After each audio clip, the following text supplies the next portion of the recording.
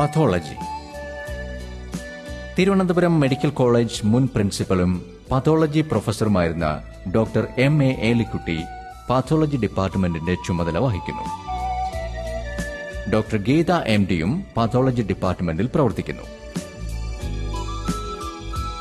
ആദ്യമായി ലഭിക്കുന്ന സാമ്പിളുകൾ ചെറിയ ബിറ്റുകളാക്കി മാറ്റുന്നു.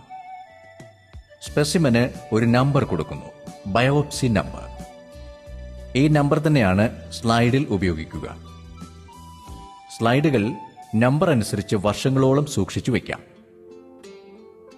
സ്പെസിമൻ ഫോർമാലിനിൽ ആണ് ലഭിക്കുന്നത്. ബിറ്റുകൾ റണ്ണിംഗ് വാട്ടറിൽ വാഷ് ചെയ്യുന്നു. ബിറ്റുകൾ ക്യാപ്സ്യൂളിൽ എംബെഡ് ചെയ്യുന്നു. ഇവ വീണ്ടും ബ്ലോക്ക് ആക്കി മാറ്റുന്നു. ഇതിന് പാരാഫിൻ വാക്സ് ഉപയോഗിക്കുന്നു. ബ്ലോക്കുകൾ ബ്ലോക്ക് ഹോൾഡറിൽ ഫിക്സ് ചെയ്യുന്നു.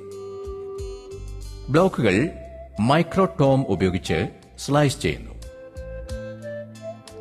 വളരെ നേർത്ത ഒരു സെക്ഷൻ ഇതുമൂലം ലഭിക്കുന്നു. സ്ലൈസുകൾ സ്ലൈഡിൽ ഫിക്സ് ചെയ്യുന്നു. സ്ലൈഡുകൾ പിന്നീട് സ്റ്റെയിൻ ചെയ്യുന്നു. ഇതിന് പലതരം സ്റ്റെയിനുകൾ ഉപയോഗിക്കുന്നു. സ്ലൈഡുകൾ കവർ ഗ്ലാസ് കൊണ്ട് കവർ ചെയ്തു വയ്ക്കുന്നു. സ്ലൈഡുകൾ പിന്നീട് മൗണ്ട് ചെയ്യുന്നു.